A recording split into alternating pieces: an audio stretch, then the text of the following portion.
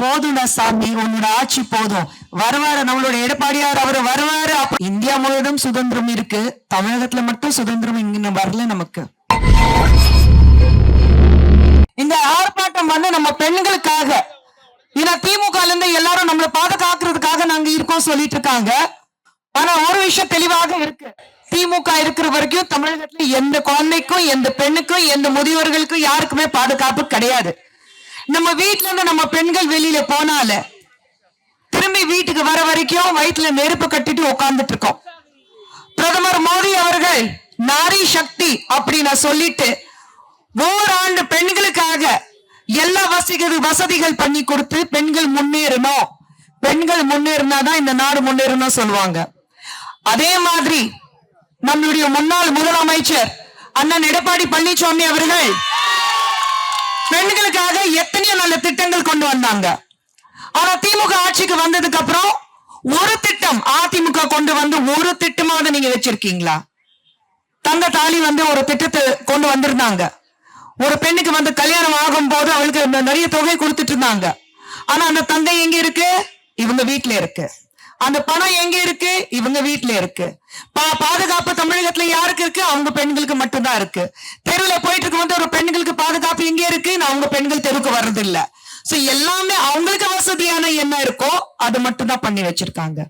ஆனா ஒரு விஷயம் மட்டும் உறுதியா இருக்கு, நமக்கு பாதுகாப்பு வேணும்னு நம்மளுடைய அண்ணன் எடப்பாடி பழனிசாமி அவர்கள் மீண்டும் முதலமைச்சராக வரணும். தேசிய ஜனநாயக கூட்டணி ஆட்சிக்கு வந்தாதான் தமிழகத்துல ஒரு மிகப்பெரிய மாற்றத்தை நம்மளால கொண்டு வர முடியும். அந்த மாற்றம் எப்படி வரும்? ஒரு நல்ல திட்டம், பெண்களுக்கு என்னென்ன செய்ய முடியும், இந்த திமுக இருந்து பெண்களை எப்படி ஏமாத்தி வச்சிருக்காங்க, இது எல்லாத்தையும் மக்கள் கிட்ட கொண்டு போய் சேரணும். நம்ம இந்த பொதுக்கூட்டத்துல இங்கே இன்னைக்கு இந்த கூட்டத்துல உட்கார்ந்து பேசிட்டு இருக்கோம், அது மட்டும் போதாது. தெருவுக்கு தெரு நம்ம வந்து நல்ல விஷயங்கள் கொண்டு போனோம். எடப்பாடியார் அவர்கள் இருக்கும்போது பெண்களுக்கு எப்படி பாதுகாப்பு இருந்தது, பிரதமர் நரேந்திர மோடி அவர்கள் இருக்கும்போது பெண்களுக்கு எப்படி பாதுகாப்பு இருக்கு, இது எல்லாத்தையும் நம்ம அடுத்தவங்களுக்கு சொல்லி கொடுத்தாதான் ஒரு செயின் ப்ராசஸ் தான். ஒரு நல்ல விஷயம் பண்ணும் போது நான் உங்களுக்கு உதவி பண்றேன்னா நீங்க அதை பார்த்துட்டு இன்னொருத்தருக்கு உதவி பண்றீங்களா, அவங்க இன்னொருத்தருக்கு உதவி பண்றாங்களா, அந்த செயின் ரியாக்ஷன் தான். அந்த செயின் ரியாக்ஷன் எப்படி இருக்கும்? நல்ல விஷயங்கள் மக்கள் கிட்ட கொண்டு போய் சேரணும். வீட்டுல ஆம்பளைங்களுக்கு எடுத்து சொல்லணும், ஏங்க வீடே நம்மளால பாத்துக்க முடியும், வீட்டுல நம்ம ஆம்பளைங்க பாத்துக்க முடியாதா என்ன? ஒரு குடும்ப தலைவி நீங்க இருக்கீங்க, ஒரு இல்லத்தரசிய நீங்க இருக்கீங்க, ஒரு குடும்பத்தை பாத்துக்கும் போது நீங்க ஏன் அம்மையார் ஜெயலலிதா அவர்கள் மாதிரி இந்த மாநிலத்தை உங்களால பாத்துக்க முடியாதா? அம்மையார் ஜெயலலிதா அவர்கள் நினைச்சு பாருங்க, அவங்க ஆட்சியில இருக்கும் போது யாருக்கு அந்த தைரியம் வருமா பெண்களுக்கு எதிராக பேசுறதுக்கு, பெண்கள்கிட்ட ஒரு சில்மிஷம் பண்றதுக்கு? ஆனா திமுக ஆட்சிக்கு வந்ததுல இருந்து 65% பெண்களுக்கு எதிரான கொடுமைகள் அதிகமாயிருக்கு. நீங்க நினைச்சு பாருங்க, ஒரு 7 வயசு இல்ல 4 வயசு குழந்தையில இருந்து 70 வயசு ஒரு மூதாட்டி வரைக்கும் பெண்களுக்கு எதிரான எல்லா கொடுமைகள் நடந்துட்டு இருக்கு. இருக்கட்டும், தொல்லை இருக்கட்டும், இல்ல நடு ரோட்ல சேன அறுத்துட்டு போறதா இருக்கட்டும், இது எல்லாத்தையும் தாண்டி நம்மளுடைய நம்ம இளைஞர்கள் நல்லா இருந்தாதான் நம்ம நாடு முன்னேறும். அடுத்த தலைமுறை நம்ம சொல்றோம், அடுத்த தலைமுறை நம்ம பாதுகாப்பு வச்சாதான் நம்ம நாடு நம்ம மாநிலம் முன்னேறும். ஆனா திமுக ஆட்சியில என்ன பண்ணி வச்சிருக்காங்க? பழக்கத்தை ஆளாக்கி வச்சிருக்காங்க. தெருக்கு தெரு டாஸ்மாக் திறந்து வச்சிருக்காங்க. பள்ளிக்கூடம் இருக்கட்டும், கல்லூரி இருக்கட்டும், வீட்டு வசதிகள் இருக்கட்டும், எங்கெல்லாம் ஒரு மக்கள் வந்து இந்த போதைப் பொருட்களுக்கு ஆளாக்க முடியுமோ அங்க போதைப் பொருட்கள் ஈஸியாக அவங்க கைக்கு கிடைக்குது. இது எல்லாத்துக்கும் முற்றுப்புள்ளி வைக்கணும். முற்றுப்புள்ளி யாராவது ஒருத்தர் மெடல நாங்க இருக்கும்போது மட்டும் வச்சா போதாது, நீங்க மட்டும் இங்க இருக்கும் போது போதாது, நம்ம எல்லாரும் சேர்ந்து பாடுபட்டாதான் உண்டு. எல்லாரும் சேர்ந்து இந்த திமுக ஆட்சிக்கு ஒரு முற்றுப்புள்ளி வச்சுதான் ஆகணும். அப்பதான் நம்ம நாடு, நம்ம மாநிலம், நம்ம வீடு, நம்ம வீட்டுல இருக்கிற அடுத்த தலைமுறை நம்மளால முன்னேற முடியும். ஒரு தைரியமா பெண்கள் வெளியில போக முடியும். மகாத்மா காந்தி அவர்கள் சொன்னாரு, என்னைக்கு ஒரு பெண் தலையில இருந்து கால் வரைக்கும் நகையெல்லாம் அணிந்து நைட் 2 மணிக்கு வெளியில போறாலோ, பாதுகாப்பாக வெளியில போறாலோ, தைரியமா வெளியில போறாலோ, அப்பதான் நம்ம நாட்டுக்கு சுதந்திரம் கிடைச்சிருக்குன்னா. இந்தியா முழுவதும் சுதந்திரம் இருக்கு, தமிழகத்துல மட்டும் சுதந்திரம் இங்க வரல. நமக்கு அது வரணும். இந்த தேர்தலில் நமக்கு ஒரு மிகப்பெரிய வாய்ப்பு கொடுத்திருக்காங்க. இந்த தேர்தலில் ஒரு மாற்றத்தை கொண்டு வரணும். நான் அரசியலுக்கு புதுசா இருக்கேன். ஆனா எங்க மேடையில இருக்கிறவங்க வானதிமா இருக்கட்டும், வளர்மதிமா இருக்கட்டும், கீதமா இருக்கட்டும், எல்லாரும் நீங்க பாத்தீங்கன்னா எப்படி இன்னைக்கு தமிழகத்துக்கு எவ்வளவு பாடுபட்டிருக்காங்கன்னு உங்களுக்கு தெரியும். எல்லாரும் வந்து தமிழகத்துல பெண்கள் நல்லா இருக்கணுங்கிறதுக்காக தான். நாங்க மட்டும் இல்ல, நீங்க எல்லாரும் இருக்கீங்க. நீங்க எல்லாரும் இங்க வந்ததுக்கு காரணம் அதுதானே. எல்லாமே வந்து நீங்க பாதுகாப்பா இருக்கணும்ல. உங்க வீட்டுல எல்லாரும் வந்து பெண் குழந்தை பெத்து வச்சிருக்கீங்கல்ல. நானும் 2 பெண் குழந்தைங்க பெத்து வச்சிருக்கேன். ஆனா வெளியில போகும்போது போன் பண்ணு. அவங்க என்ன வண்டியில போறாங்களா இல்லையே, ஆட்டோல போவாங்க, ஊபர் எடுப்பாங்க, டாக்ஸி எடுப்பாங்க, போவாங்க, ராபிடோ எடுப்பாங்க, போவாங்க.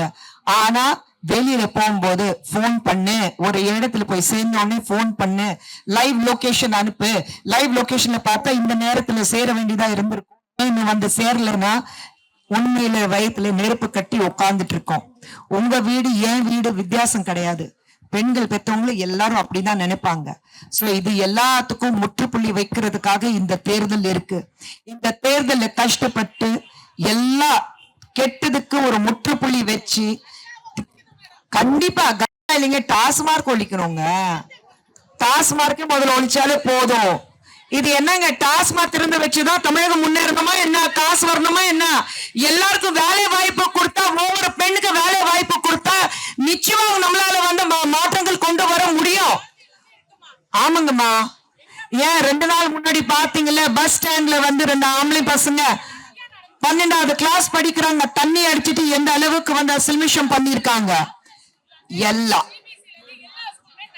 கண்டிப்பா அது எல்லாத்துக்கும் உங்களுக்கு தெரியுதுமா சொல்றேன். இது நம்ம எல்லாருக்கும் தெரியுது. இது தெரியுதுன்னா இது எல்லாமே வெளியில எடுத்து மத்தவங்களுக்கு சொல்லி கொடுக்கணும். மத்தவங்களுக்கு சொல்லி கொடுத்தாதான் நம்மளால வந்து மாற்றங்கள் கொண்டு வர முடியும். நீங்க மாற்றங்கள் கொண்டு வரணும் ஆசைப்படுறீங்களா இல்லையா? பண்றீங்கள? அப்ப அந்த மாற்றத்தை உங்களால கொண்டு வர முடியும், நம்மளால கொண்டு வர முடியும். அது முடியறதுக்கு காரணம் வந்து இந்த தேர்தல்ல நம்ம ஜெயிக்கணும். ஜெயிச்சாதான் அந்த மாற்றங்கள் கொண்டு வர முடியும். ஜெயிச்சாதான் இந்த மாற்றங்களுக்கு, இந்த திமுக ஆட்சிக்கு ஒரு முற்றுப்புள்ளி வைக்க முடியும். ஜெயிச்சாதான் நம்ம நாடு வந்து நல்லா இருக்கும், மாநிலம் நம்ம நல்லா இருக்கும், நம்ம பசங்க நல்லா இருப்பாங்க, நம்மளுடைய அடுத்த தலைமுறை நல்லா இருக்கும். சோ இந்த தேர்தல் உங்களுக்கான தேர்தல். இது ஒரு கட்சிக்கான தேர்தல் கிடையாது. இது அதிமுக வெற்றி அல்லது பாஜக வெற்றி இல்ல நம்மளுடைய கூட்டணியில இருக்கிறது வெற்றி கிடையாது. தமிழகத்துல வாழ்ற ஒவ்வொரு மனிதருடைய வெற்றி தான் இந்திய ஜனநாயக கூட்டணியில இருக்கு. இந்த தேசிய ஜனநாயக கூட்டணி வெற்றி பெற்றதான் நம்மளுடைய பிரதமர் ஆசைப்பட்ட மாதிரி இங்க நம்மளுடைய தேசிய ஜனநாயக கூட்டணி ஆட்சிக்கு வந்தாதான் மாற்றங்கள் வரும். எடப்பாடி பழனிசாமி அவர்கள் அவர் முதலமைச்சர் வந்தாதான் மாற்றங்கள் கொண்டு வர முடியும்.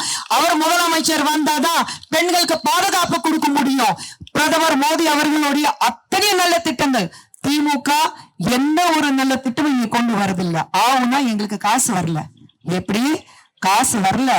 ஆனா வெள்ளை பேப்பர் கேட்டாக்கா இந்த தடவை நிர்மலா சீதாராமன் அவர்கள் பினான்ஸ் மினிஸ்டர் தெளிவாக சொல்லியிருக்காங்க எவ்வளவு கொடுத்திருக்கோம், எவ்வளவு கொடுக்கப்பட்டது, எவ்வளவு செலவழிச்சிருக்கோம்.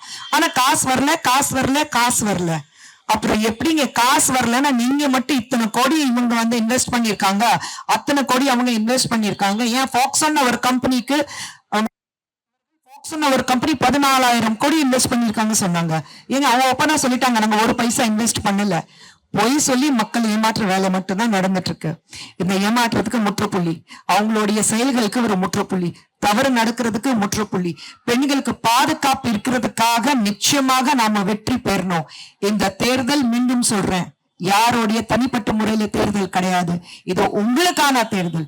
தமிழகத்துல வாழ்ற ஒவ்வொரு பெண்ணுக்கான தேர்தல். தமிழகத்துல வாழ்ற ஒவ்வொரு குடும்பத்துக்கான தேர்தல். இது நீங்க ஜெயிக்கணும். இந்த தேர்தல்ல நாம ஜெயிக்கணும். நாம ஜெயிச்சதான் முற்றுப்புள்ளி வைக்க முடியும். திமுக ஆட்சிக்கு முற்றுப்புள்ளி வைக்க முடியும். நம்மளால ஒரு மாற்றத்தை கொண்டு வர முடியும். மறந்துடாதீங்க, இந்த தேர்தல்ல நம்ம எல்லாரும் சேர்ந்து பாடுபடுவோம். எல்லாரும் சேர்ந்து சொல்வோம், போதும்டா சாமி, உன்னோட ஆட்சி போதும். வருவாரு நம்மளுடைய எடப்பாடியார், அவரு வருவாரு. அப்புறம் பாருடா என்ன மாற்றங்கள் நடக்குது. பிரதமர் மோடி அவர்கள் வருவாரு.